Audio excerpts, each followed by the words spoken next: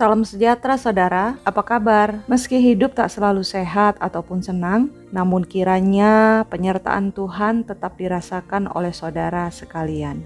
Di hari baru ini, setiap sukacita pertambahan usia baik itu kelahiran yang dirasakan oleh Ibu Frida Simatupang dan Bapak Abraham Simamora, maupun 24 tahun penyertaan Tuhan di dalam kehidupan perkawinan yang dirasakan oleh keluarga Mulyadi, memampukan saudara menikmati berkat Tuhan yang hadir dalam pertambahan usia ini. Sesaat lagi kita akan bersama membaca dan merenungkan firman Tuhan. Mari terlebih dahulu kita berdoa. Allah Bapa yang kekal di dalam kerajaan sorga, jadikanlah kami ini tak hanya pembaca dan pendengar saja, melainkan juga menjadi pelaksana firman-Mu yang tulus dan setia ketika kami menelusuri hari-hari pemberian-Mu ini. Dalam nama Kristus kami memohon. Amin.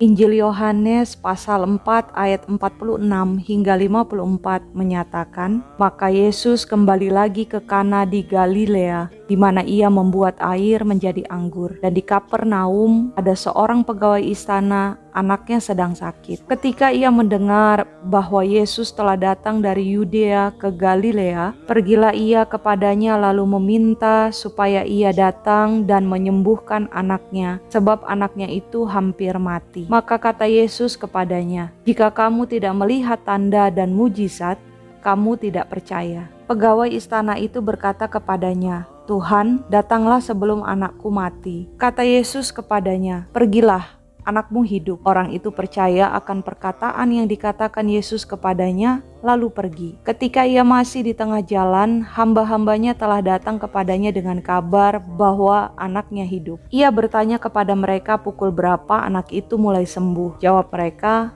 kemarin siang pukul 1 demamnya hilang. Maka teringatlah ayah itu bahwa pada saat itulah Yesus berkata kepadanya, anakmu hidup. Lalu ia pun percaya, ia dan seluruh keluarganya. Dan itulah tanda kedua yang dibuat Yesus ketika ia pulang dari Yudea ke Galilea. Demikianlah pembacaan Alkitab.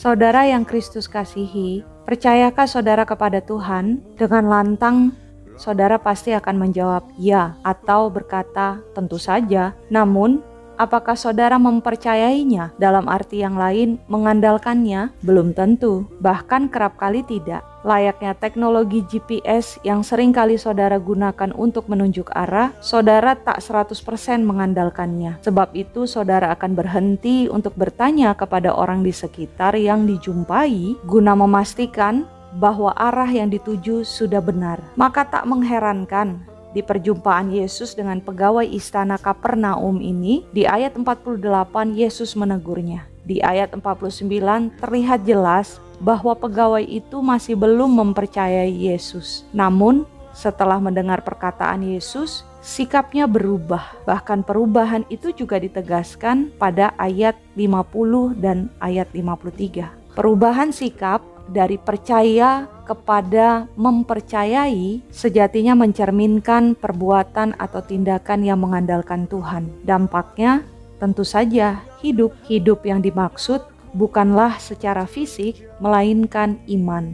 Namun firman Tuhan ini memberikan catatan bagi kita semua bahwa sikap mempercayai dan perbuatan mengandalkan Tuhan itu bukanlah seperti pepatah yang mengatakan ketika manusia angkat tangan, Tuhan turun tangan, atau pepatah berbahasa Inggris yang mengatakan do the best, let God do the rest. Melainkan bermula dari manusia yang berani untuk menanggalkan bahkan melepaskan kebanggaan pribadinya untuk mempercayai hidupnya sepenuh dan setulus hati hanya pada Tuhan. Tidaklah mudah bagi pegawai istana ini yang notabene seorang pejabat harus menempuh lebih kurang 30 kilometer untuk mendatangi Yesus yang sebagaimana di ayat 44 yang adalah seorang anak tukang kayu hingga tidak dihormati di negerinya sendiri. Namun demi hidup yang sejati, pegawai itu berani melakukannya.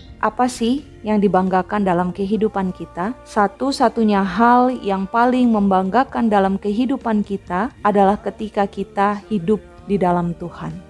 Catatan firman Tuhan selanjutnya adalah bahwa sikap mempercayai dan perbuatan mengandalkan Tuhan bukanlah sikap yang musiman. Ketika butuh, manusia getol mencari Tuhan. Namun ketika didapat, manusia seperti kacang yang lupa kulitnya. Setelah memperoleh, lalu perlahan menyingkir dan melupakan Tuhan.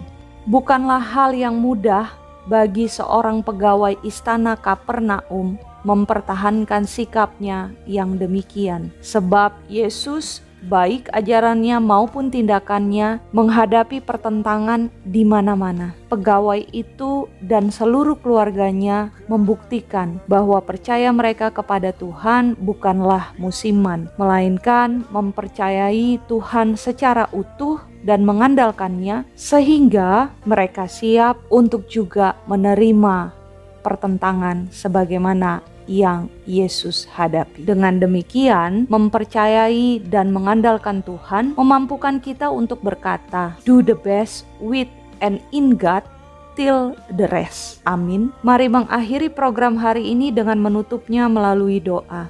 Allah Bapa kekal di dalam kerajaan sorga, kami datang bersatu hati untuk mensyukuri hidup pemberian-Mu ini. Seraya memohon kepadamu agar baik dalam keadaan tenang ataupun tegang, sakit ataupun sehat, maupun saat telah berpulih ataupun masih berjuang, kami dengan sungguh mempercayai-Mu seumur hidup kami, selalu mengandalkan kuasa-Mu dalam pergulatan hidup yang hendak kami lalui di rangkaian aktivitas hidup kami ini dan seterusnya. Tolonglah kami ya Tuhan, di dalam Kristus kami berdoa dan bersyukur. Amin. Semangat berkarya saudara, mari jaga sehat, jaga sesama. Tuhan memberkati.